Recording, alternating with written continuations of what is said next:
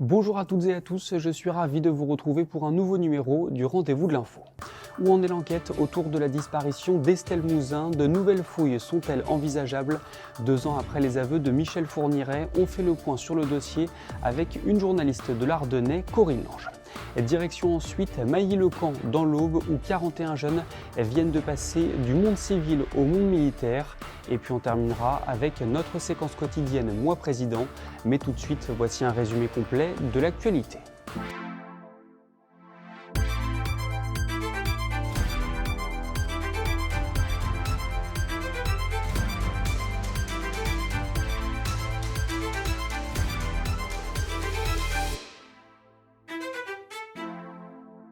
Alors que la 5e vague de l'épidémie reflue partout dans le pays, les Ardennes affichent encore un taux d'incidence supérieur à 900 cas pour 100 000 habitants. C'est le deuxième le plus élevé de l'Hexagone.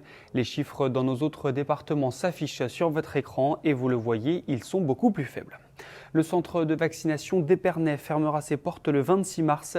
Décision prise en raison d'une affluence très réduite. Si votre schéma n'est pas complet à cette date, les injections manquantes pourront être assurées par un pharmacien ou un médecin de ville.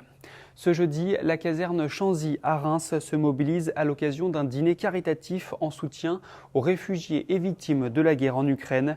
Une vente aux enchères de flacons rares de champagne est organisée. Tous les bénéfices seront reversés à Médecins sans frontières en première ligne face à la crise humanitaire. Et enfin, un nouveau Face au lecteur a lieu ce jeudi à 16h au siège du journal L'Union à Reims. David Fonkinos viendra parler de son dernier ouvrage numéro 2. Auteur de nombreux romans à succès, il a également co-réalisé plusieurs films avec son frère Stéphane. Les personnes intéressées sont invitées à nous contacter par mail ou téléphone. Toutes les informations s'affichent sur votre écran.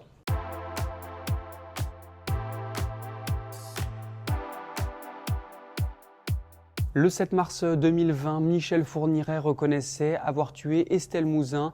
2 ans après, où en est l'enquête? On en parle avec Corinne Lange, journaliste à l'Ardennais. Bonjour Corinne, merci de nous accorder ces quelques minutes. Est-ce que tu pourrais tout d'abord revenir sur les moments cruciaux de l'enquête au cours de ces 2 dernières années? Le moment principal, en tout cas qu'on peut retenir, c'est en mars 2020, lorsque Michel Fourniret est déjà avait déjà été entendu par la juge d'instruction, mais qui est une nouvelle fois entendu dans le bureau de la juge Kéris. Et là, il avoue le meurtre d'Estelle Mouzin à sa façon. Il dit: je reconnais là un être qui est mort par ma faute. Et là, clairement, il parle d'Estelle Mouzin et il reconnaît complètement les faits, alors qu'il est déjà mis en examen depuis le 27 novembre 2019. Il est mis en examen pour enlèvement, séquestration et suivi de meurtre concernant la petite Estelle Mouzin qui avait disparu en janvier 2003 à Guermantes en Seine-et-Marne. Donc le point déterminant, c'était il y a tout juste 2 ans. Maintenant, c'est la dernière étape, on va dire, de cette instruction, puisqu'après Monique Olivier, elle, rentre aussi j'allais dire dans le jeu, puisque elle va quelques temps plus tard, c'est-à-dire 1 an plus tard, avouer que Michel Fourniret a enterré le corps d'Estelle Mouzin dans les Ardennes. Mais il faut pas oublier que le 21 novembre 2019, c'est Monique Olivier qui fait tomber l'alibi de Michel Fourniret, et c'est pour ça qu'il sera mis en examen quelques jours plus tard par la juge Kéris. À l'époque de l'enlèvement, on avait soupçonné Michel Fourniret, sauf que lui avait dit qu'il était au téléphone avec son fils pour lui souhaiter son anniversaire. Et effectivement, un coup de téléphone avait été passé de la Belgique jusqu'à son fils ce jour-là. Sauf que quelques temps plus tard, Monique Olivier, elle fait tomber son alibi et elle explique que c'est elle qui a passé le coup de téléphone au fils de Michel Fourniret pour lui fournir un alibi. Ensuite, évidemment, après les révélations de Michel Fourniret, il fallait savoir maintenant comment et où était enterrée la petite Estelle Mouzin. Et clairement, entre les révélations de Monique Olivier, le 31 mars 2021, on a mis en route, en tout cas la juge Kéris a décidé à plusieurs reprises de mener des campagnes de fouilles, de recherche dans les Ardennes puisque en mars 2021, Monique Olivier dit « Moi, je reconnais avoir séquestré la petite Estelle Mouzin à Ville-sur-Lume, dans la maison dont a hérité Michel Fourniret de sa sœur. » Donc, entre la date de l'enlèvement d'Estelle Mouzin, le 9 janvier 2003, jusqu'au 11 janvier 2003, date de décès reconnue de la petite Estelle Mouzin, Monique Olivier explique qu'elle est allée à 2 reprises garder Estelle Mouzin dans la cave de la maison de Ville-sur-Lume pendant que Michel Fourniret allait faire des courses et allait probablement en repérage dans les bois où il devait enterrer le corps de la petite Estelle Mouzin.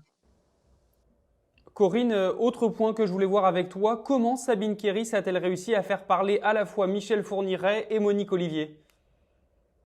Alors à l'époque où Sabine Kéris, la doyenne des juges d'instruction de Paris, reprend le dossier Fourniret, on est en 2019. Faut pas oublier qu'elle arrive à le faire avouer quelques mois plus tard seulement. Mais Sabine Kéris, elle, si elle parle pas à la presse, si elle n'est pas du tout sur la scène médiatique, c'est une grosse bosseuse qui est parvenue à entrer un petit peu dans la tête de Michel Fourniret.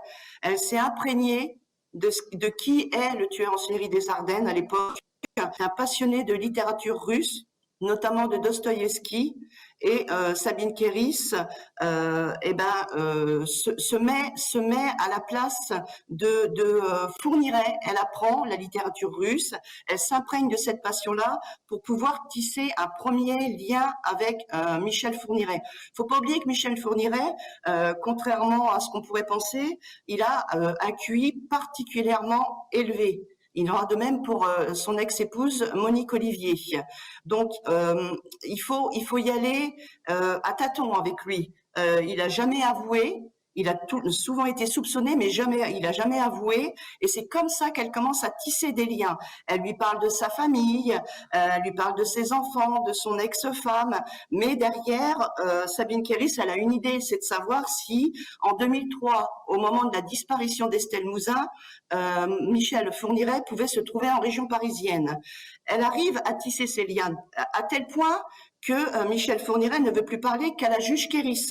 C'est elle et elle seule qui obtiendra des aveux en mars 2020, alors que Michel Fourniret est déjà mis en examen pour enlèvement, séquestration et la mort d'Estelle Mouzin. Et finalement, elle obtiendra ce qu'elle cherchait en mars 2020 lorsqu'il lui dira je reconnais là effectivement un être qui est mort par ma faute. Et il en va de même également pour Monique Olivier, c'est-à-dire que Monique Olivier, elle est très intelligente.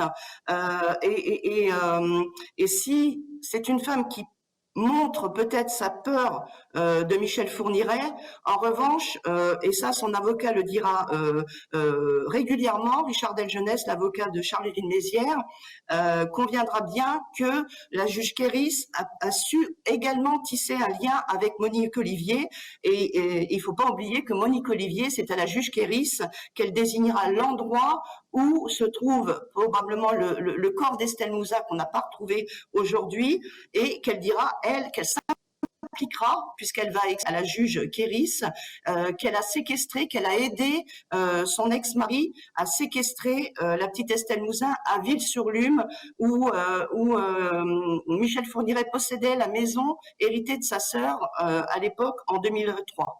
Aujourd'hui, Sabine Kéris, elle n'est plus en charge de ce dossier. Est-ce que tu pourrais nous expliquer pourquoi? Alors, elle n'est plus en charge du dossier, Sabine Kéris, pour une raison de législation. Elle a passé 10 ans en tant que doyenne des juges d'instruction, 10 ans. Donc, c'est naturellement qu'elle s'est dessaisie du dossier, qu'elle l'a remis à un autre juge d'instruction. Il y a rien d'illogique, c'est la loi. Voilà, c'est pas pour autant qu'elle se désintéresse de ce dossier Fourniret, puisqu'elle est amenée à prendre d'autres fonctions. Ces fonctions vont l'amener à prendre dans quelques jours la tête du nouveau pôle Cold Case qui est mis en place par le garde des Sceaux depuis le 1er mars. Elle était pressentie, maintenant c'est la réalité. C'est un pôle Cold Case qui a été initié notamment qui était voulu, en tout cas fortement, par les avocats d'Éric Mouzin, le papa d'Estelle.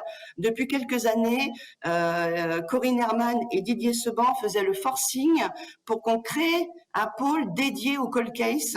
Donc ce pôle cold case a été mis en place au 1er mars. Le timing était bon pour Sabine Kéris, dont on pressentait qu'elle allait en prendre la direction. C'est chose faite. Et ce pôle cold case est dédié aux affaires non résolues, mais également aux tueurs en série.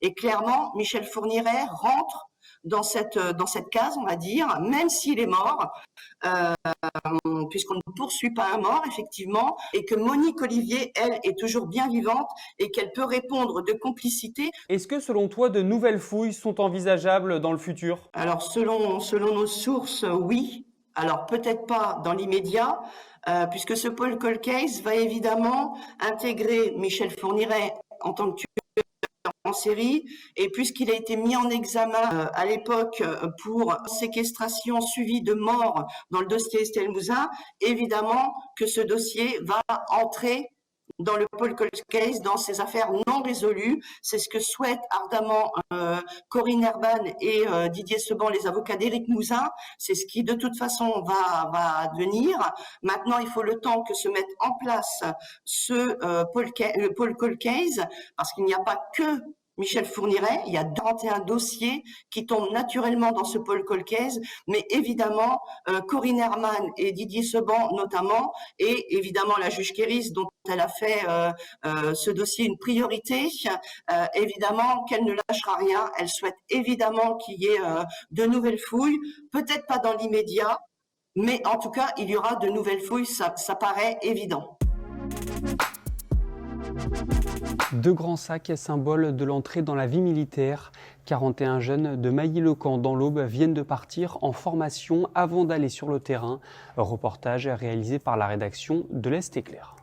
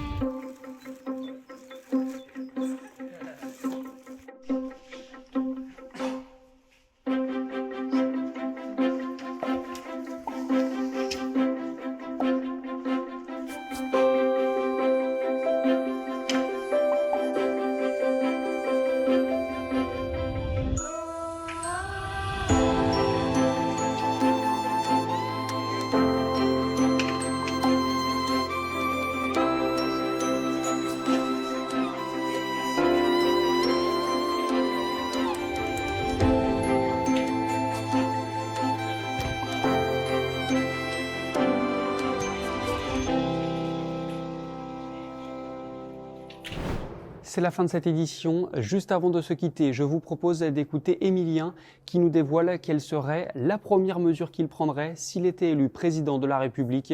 De mon côté, je vous retrouve ce mardi à partir de 18h pour un nouveau numéro du Rendez-vous de l'Info. Alors, moi, président, je lutterai contre les inégalités salariales hommes-femmes. Je travaillerai pour l'écologie, améliorer ce qu'on peut améliorer pour demain. Et aussi, je soulèverai le problème de la question comment ça s'appelle ? La précarité étudiante.